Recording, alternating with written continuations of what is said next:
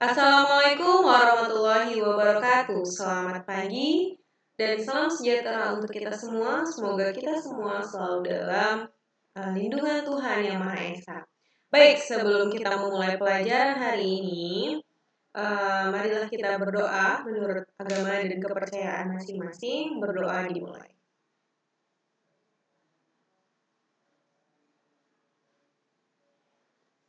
Berdoa selesai. Baiklah, pada hari ini kita akan melanjutkan pembelajaran kita mengenai besaran fisika dan pengukurannya, yaitu di part ketiga. Nah, silakan Anda pahami dengan seksama ya video yang akan Ibu bahas pada hari ini. Nah, pada hari ini kita akan belajar tentang angka penting dan juga tentang alat ukur. Nah, untuk itu mari kita pelajari lebih lanjut. Nah, yang pertama adalah kita belajar tentang angka penting. Apa sih Bu angka penting itu? Nah, seperti yang Anda lihat di slide, angka penting itu adalah angka yang diperoleh dari hasil pengukuran yang terdiri dari angka pasti dan juga angka taksiran. Nah, di mana apabila kita mengukur suatu benda gitu ya. Nah, hasil pengukuran itu pasti terdiri dari angka penting karena terdiri dari angka pasti dan juga angka taksiran. Untuk angka penting sendiri itu mempunyai aturan-aturan. Nah, ada 5 ya. Nah, yang pertama itu adalah semua angka yang bukan 0 adalah angka penting. Nah, lihat contohnya. 37,5 cm. Nah, misalkan ini hasil pengukuran kita.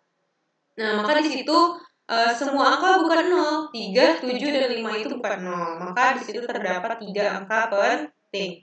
Kemudian, di sini yang kedua, angka 0 yang terletak di antara angka bukan 0 adalah angka penting. Nah, contohnya ya, 205.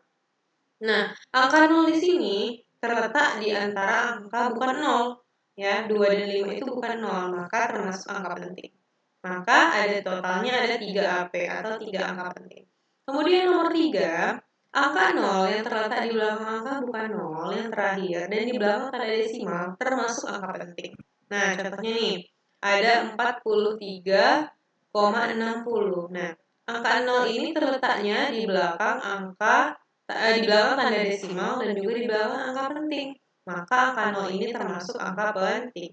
Maka totalnya di sini angka pentingnya itu adalah 4 AP. Oke ya, ada 4 angka penting.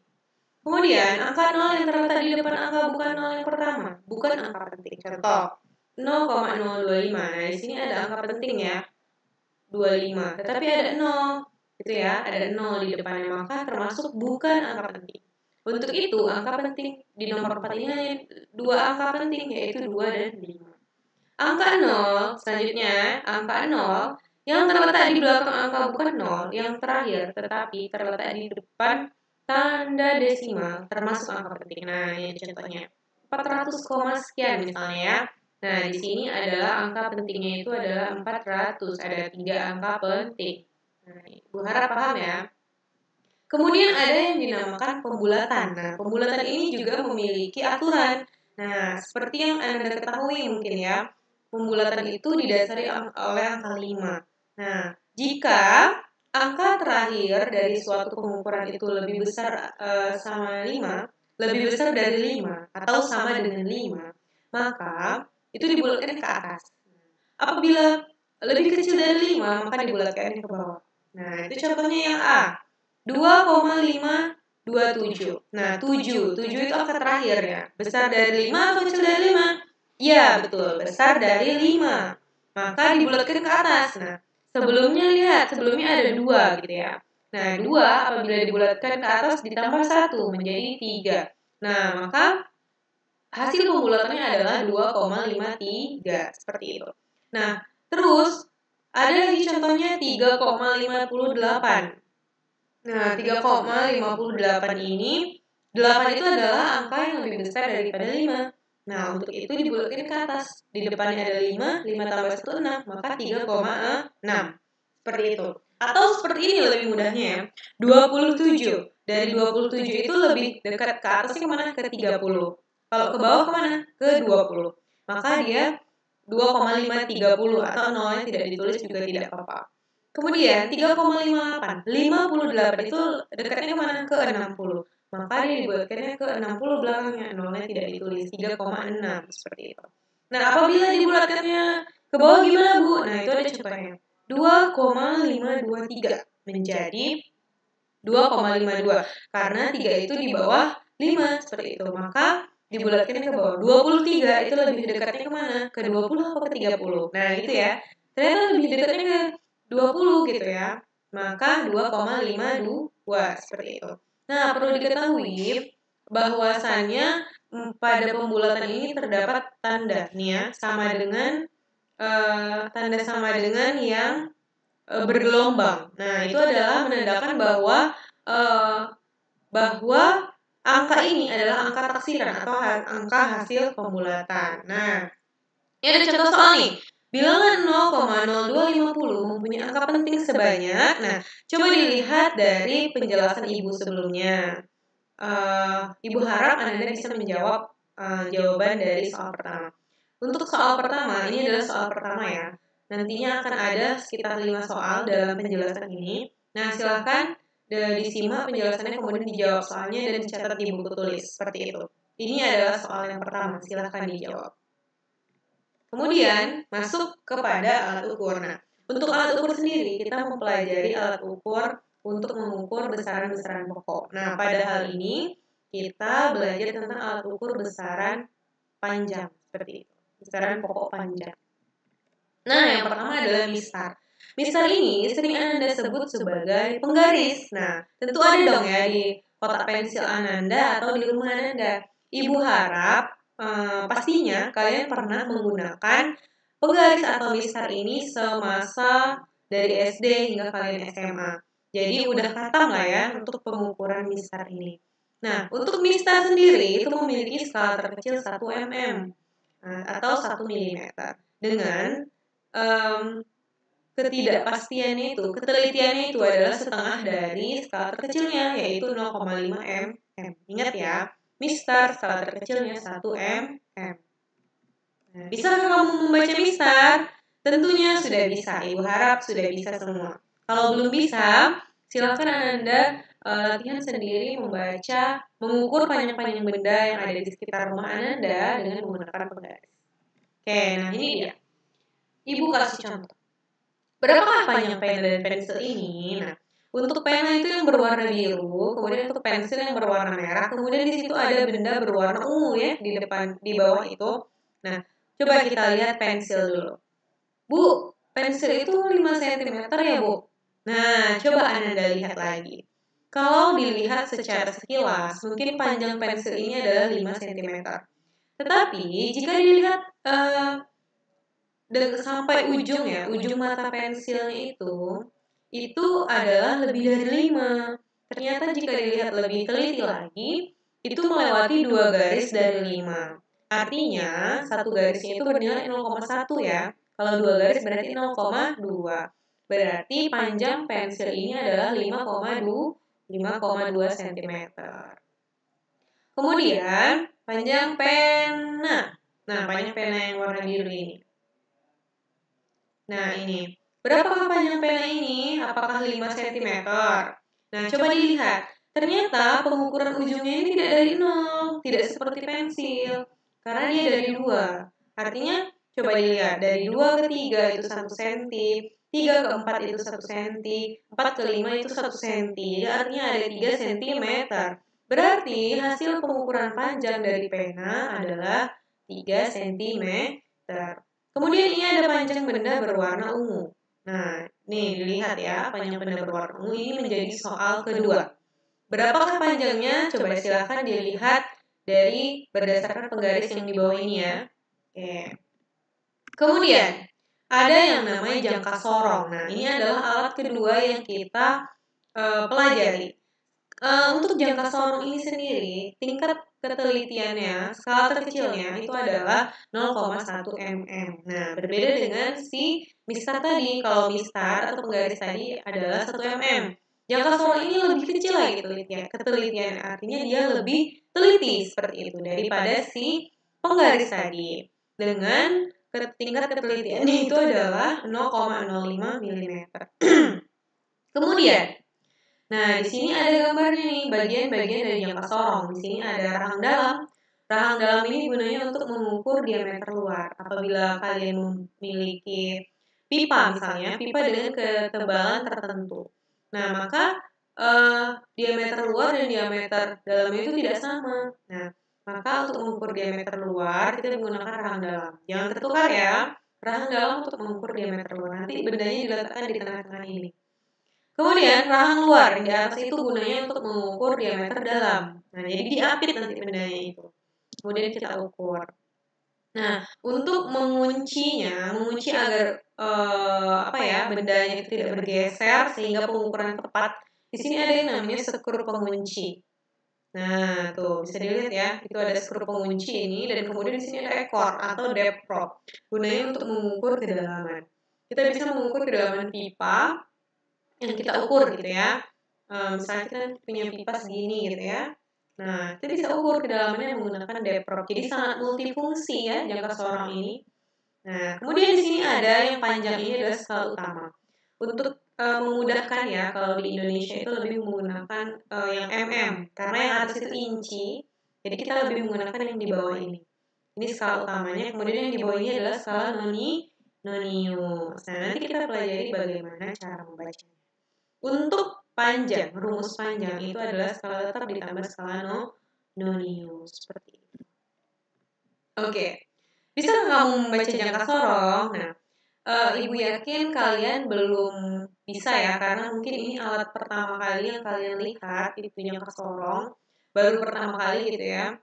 Dan sebenarnya jika kita belajar tidak virtual seperti ini, Ibu bisa menunjukkan langsung ke kalian alatnya. Karena alatnya itu ada di lab fisika seperti itu.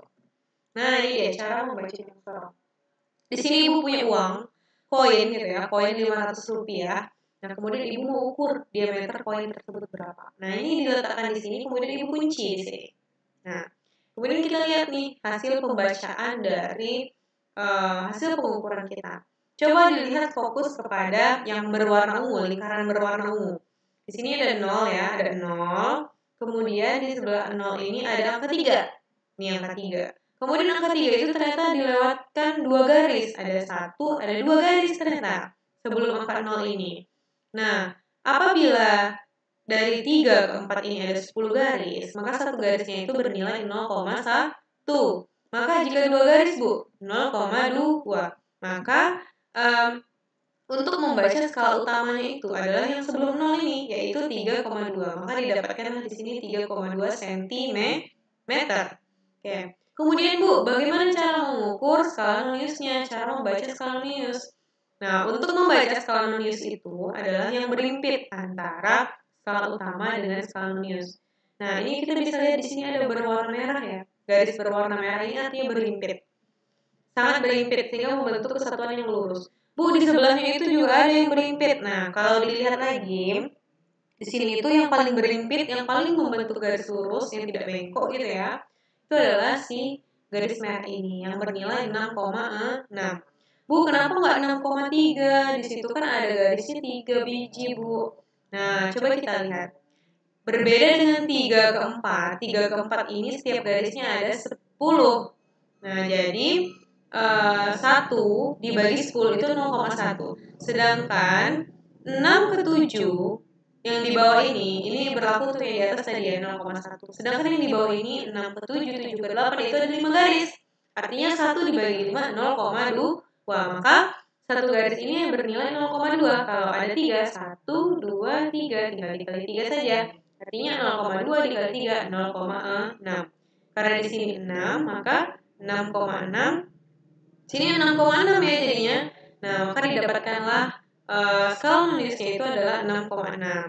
Nah, di sini perlu dikali 0,01 karena hasil pembacaan itu adalah dalam mm. Untuk itu, kita ubah kesatuan CGS menjadi cm.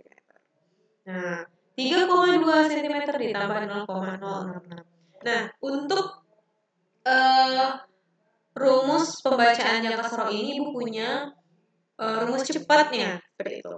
Berapapun skala non-use yang terbaca pada pengukuran, itu pasti letaknya di belakang skala tetap. Contoh ya, 3,2. Kita punya 6,6. Pasti dia 3,266 seperti ini. Terus misalnya skala non-use yang kita dapat 4 gitu ya, 4. Maka 3,24. Bukan 3,6, 2 tambah 6 gitu ya, tetapi 3,24 seperti itu. Kalau 5, 3,25 seperti itu. Mudah saja, tidak disulitkan. Oke? Nah, mari kita lihat di sini berapakah hasil pengukuran benda di bawah. Nah, ini bisa dilihat ya. Ini udah ada jawabannya, Kalau kita lihat di sini, 10,1 itu dapatnya dari mana? Nah, ini ada 10. Kemudian di sini 0 ini sebelum 0 ini ada 1. Nah, artinya 10,1 menjadi skala tetap. Kemudian yang berimpit di mana? Nah, dari sini yang berimpit itu ternyata si 5 ini, sangat lurus, garis lurus sekali. Nah, maka kalau dilihat dari hasil perhitungan, maka 10,15 jawabannya. Betul ya? Setelah dihitung menggunakan ini 0,01, maka hasilnya 10,15. Kalau secara cepat tadi seperti Ibu yang bilang, seperti Ibu telah bilang ya, 10,1 tinggal diletakkan skala non-use di belakangnya, maka 10,15 seperti itu. Kemudian contoh soal yang kedua. Nah, ini bisa dilihat sebelum 0 itu ternyata ada 0 paling ujungnya. Nah, kita lihat dari garis ini 0-nya lewat berapa? 1, 2, 3, 4, 5, 6, 7. Nah, berarti ada 0,7 karena sebelum 0 ini tepat garisnya 7 gitu. Ini yang setengah ini 0,5. Kemudian ini 0,6, ini 0,7. Nah, maka di sini adalah skala tetapnya 0,7. Kemudian garis yang berimpit. Nah, di sini garis yang berimpit udah ada garis merah. Nih, udah ditunjuk garis merahnya itu 6. Karena ini 5. Kemudian yang di sebelah sini 6, maka 6. Kalau menurut perhitungan itu 0,76. Ternyata betul ya. Setelah dihitung 0,76. Kalau secara cepat juga 0,7. Belakangnya tinggal kita letak skala non-use itu 6. 0,7. Nah, ini adalah contoh soal berikutnya yang ketiga dan yang keempat ya. Silakan Anda kerjakan di buku fisikanya. Oke, selanjutnya kita masuk ke mikrometer sekrup. Nah, alatnya itu seperti ini. Ada gambar yang di sebelah kanan ini ya. Ada poros tetap, ada poros geser, skala utama, skala non-use. Nah, bendanya diletakkan di mana, Bu? Bendanya diletakkan di tengah-tengah yang U ini. Nah, nanti bendanya kita pepetkan ke poros tetap, kemudian kita geserkan poros geser ini hingga menekan benda tadi. Nah, sehingga kita bisa mengukur diameternya. Nah, skala utamanya berbeda dengan yang tadi ya. Kalau mikrometer sekrup, skala utamanya itu sebelah kiri, skala non-use sebelah kanan.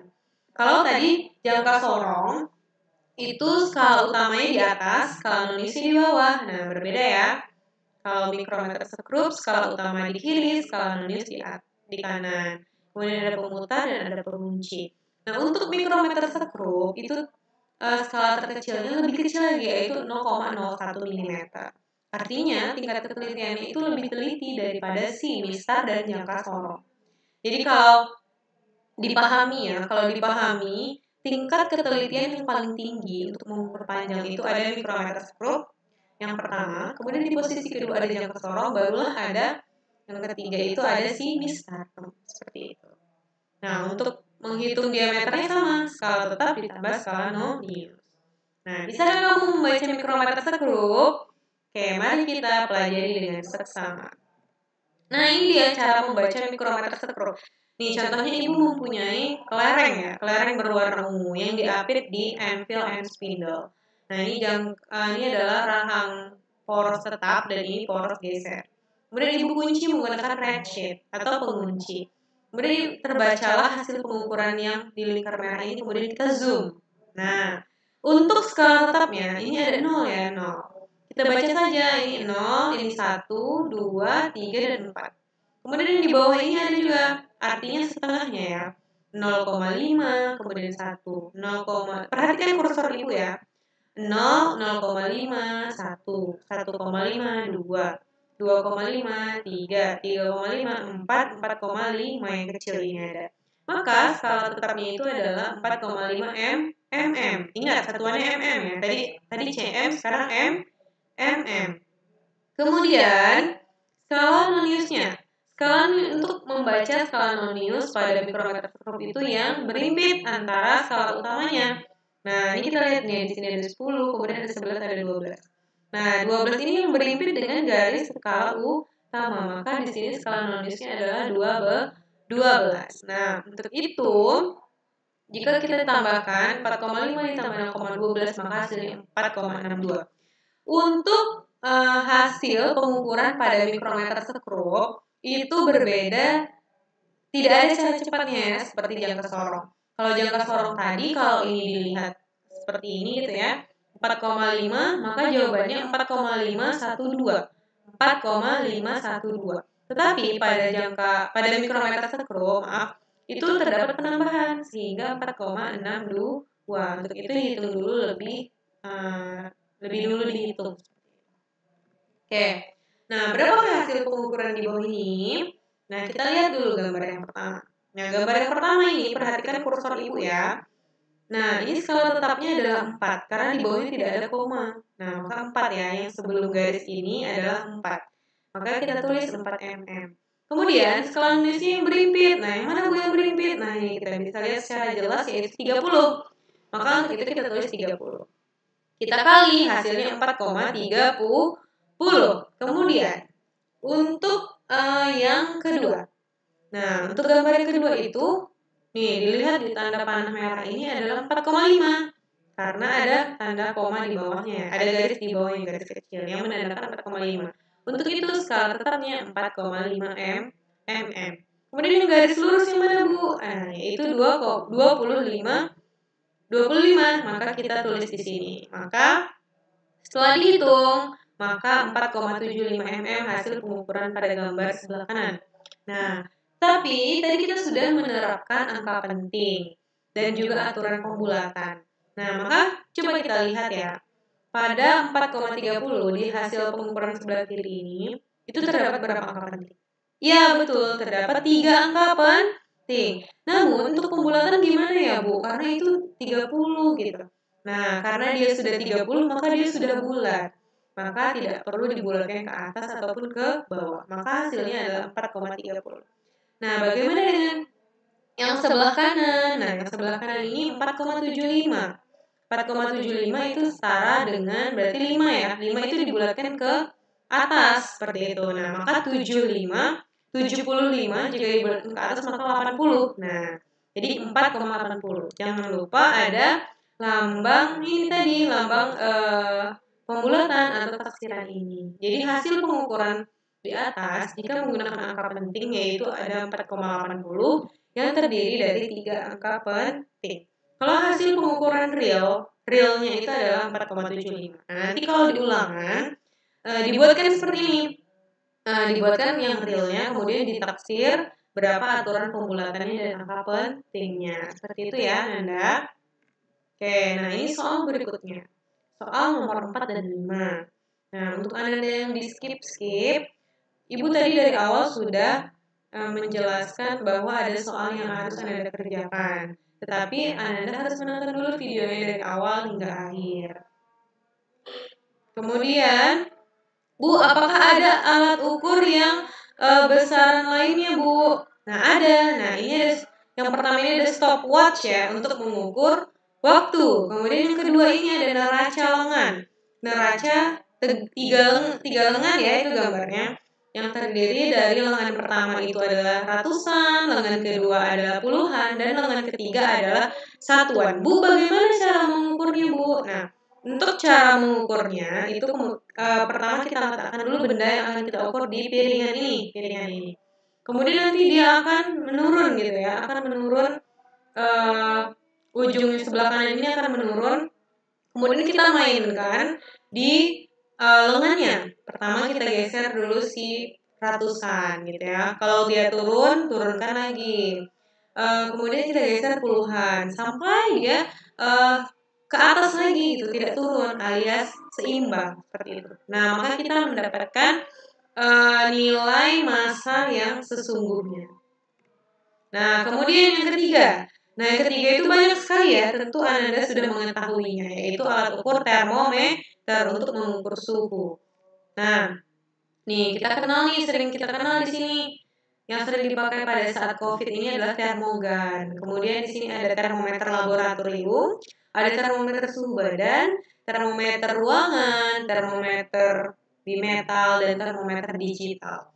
Nah, Bu, yang mana yang sering kita pakai, Bu, kalau di sekolah? Nah, kalau di sekolah, kita memakai termometer laboratorium yang ini. Baik di fisika ataupun kimia itu menggunakan laboratorium, termometer laboratorium. Kemudian yang keempat, di sebelah kanan kita ini ada neraca pegas gunanya untuk mengukur berat. Nah, satuannya Newton ya. Untuk menggunakannya tinggal digantung saja benda yang akan kita ukur, nanti garis ini akan bergeser sendiri seperti itu. Nah, baiklah, selesai juga pembelajaran kita pada hari ini. Silakan Ananda catat materi yang telah Ibu sampaikan ini di buku catatannya, kemudian dipahami. Karena minggu depan kita akan melakukan ulangan harian. Nah, untuk itu silakan dikerjakan latihan soalnya. Latihan soal ini akan dikumpulkan ketika pelajaran asinkronus. Nah, untuk itu sekarang dikerjakan saja, nanti tenggat waktunya itu dikumpul paling lambat pada saat jam asinkronus. Baik, mungkin itu saja yang bisa Ibu sampaikan. Ibu harap Anda semua mengerti dan memahami apa yang telah Ibu berikan. Ibu tutup dengan billahi taufik wal hidayah. Assalamualaikum warahmatullahi wabarakatuh. Selamat pagi dan salam sejahtera untuk kita semua. Salam sehat.